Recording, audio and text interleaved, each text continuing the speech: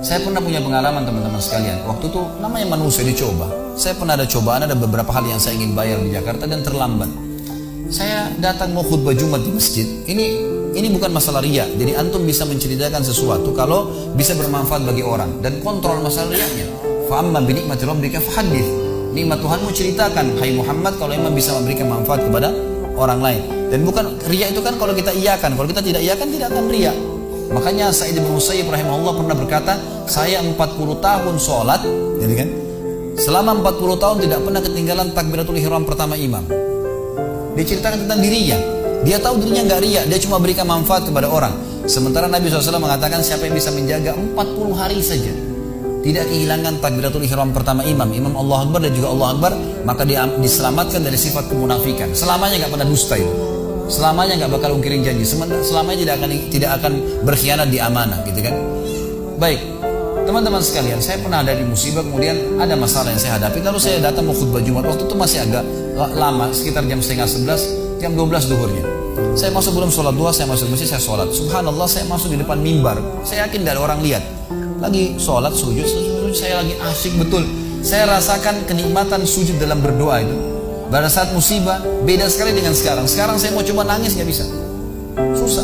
Pada saat itu nangis sama Allah, ya Allah mudahin, ya Allah gini, ya Allah mudahin. Kita enak sekali kayak lagi curhat sama Allah gitu. Merasa nikmat, sampai rasanya nggak mau angkat kepala dari sujudnya. Setelah saya salam, subhanallah, saya duduk sambil mau baca surah Al-Kahfi di hari Jumat. Rupanya antara mimbar dengan tembok masjid ada celah sedikit. Ada satu bapak rambutnya putih sekali. Dia memang jemaah masjid saya, selalu hadir di pengajian di situ. Di sebuah kampus di Jakarta Timur. Kemudian dia masuk ke depan mimbar, lalu dia bilang, Ustaz, saya mau tanya, Ustaz sudah pernah susun belum doa-doa yang sering dibaca di khutbah Jumat? Saya pengen tahu dari Al-Quran. Saya bilang, belum Pak, belum susun sampai sekarang. Tapi insya Allah waktu kalau Allah mudahin saya susun gitu. Ternyata bukan itu dia mau tanyakan. Dia bilang, Ustaz saya mau tanya, tadi Ustaz saya sempat lihat sujud, kok lama? Lagi baca apa Ustaz gitu? Saya bilang, enggak Pak, saya lagi ada masalah sama Allah. Saya curhat sama Allah, enak, merasa nyaman, cuma itu saja gitu. Lalu dia bilang, ini seperti peringatan Allah dari lisan dia, dari Allah melalui lisan orang ini. Orang tua sudah rambutnya putih semua, mungkin umurnya 85 tahun, 90 tahun, tua sekali orang ini. Dia mengatakan, Ustaz perlu tahu, saya sampai rambut saya seputih ini belum pernah saya rasakan nikmatnya sujud seperti itu. Saya berharap saya bisa sujud dan menangis seperti itu. Berharap satu kali saja seumur hidup saya. Saya tiba-tiba berkata, subhanallah, kayak Allah sedang sampaikan kepada saya, kalau saya tidak timpakan musibah ini padamu, hai Khalid, kau tidak akan rasakan nikmat itu sujud. Jadi musibah itu datang kepada kita sebuah hal yang luar biasa. Musibah bisa disyukurin, gitu kan? Alhamdulillah, kita harus mengatakan begitu. Teman-teman, ada hal-hal yang kadang-kadang kita anggap buruk, tapi sebuah nikmat dari Allah Subhanahu Wa Taala. Saya kasih contoh. Lapar misalnya, haus, capek. Kira-kira di sini mau lapar nggak? Mau haus nggak? Mau capek nggak? Umumnya orang menjawab tidak. Karena memang orang tidak mau lapar, tidak mau haus, tidak mau capek.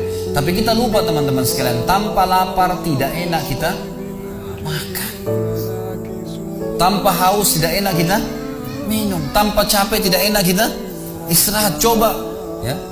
Kalau antum lagi habis makan 2 piring udah kenyang, dihidangkan lagi ayam bakar, kambing bakar, sapi, macam-macam. Masih mau makan?